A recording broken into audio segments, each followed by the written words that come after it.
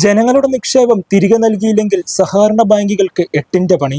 നിക്ഷേപ തട്ടിപ്പുണ്ടായ പനച്ചിക്കാട് SC സഹകരണ ബാങ്കിന്റെ ആസ്തികൾ ജപ്തി ചെയ്യുവാൻ കോട്ടയം ഉപഭോക്തൃ തർക്ക പരിഹാര കോടതിയുടെ ഉത്തരവ്.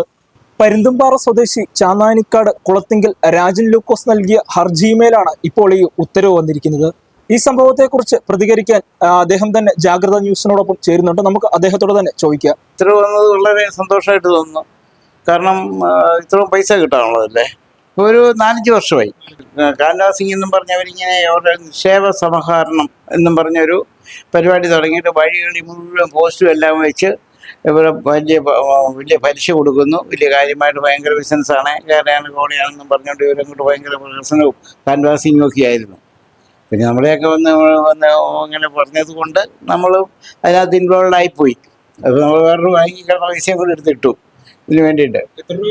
എനിക്ക് ഒരു 12,20,000 രൂപയോളം കിട്ടാനുണ്ട്. ഒരു 5 കിലോമീറ്ററിന് ചുറ്റുപാടിനകത്ത് എൻ്റെ കൂടെ തന്നെ 6 ലക്ഷം, 8 ലക്ഷം, 4 ലക്ഷം, 3 ലക്ഷം അങ്ങനെ പലരും ഉണ്ട്. ബിസിനസ് നടത്തുന്നവരെ, പിന്നെ അതുപോലെ തന്നെ കുടുംബശ്രീ ചിട്ടി നടത്തുന്നവരെ, അങ്ങനെ പിഗ്മി കളക്ഷൻ, ഇങ്ങനെ ഇവരുടെ എല്ലാം കുറേ പൈസകളാണ് ഇതിനകത്ത് പോയിട്ടുണ്ട്. 1 കോടി രൂപയ്ക്ക് മുകളിൽ ഇതിന് ഓൾറെഡി ഇപ്പം കൊടുക്കാനുണ്ട്. ഇപ്പോൾ നിക്ഷേപ തട്ടിപ്പ് ഉണ്ടെങ്കിൽ ഇവർക്കൊരു ബുദ്ധിമുട്ടോ ഒരു ജാഗ്രതയോ ഒന്നും കാണുന്നില്ല. കാരണം എന്താ വെച്ചാൽ ഇത് വന്നാൽ ഇതൊന്നും ഞങ്ങൾക്ക് വലിയ വിഷയമല്ലെന്നുള്ളത്.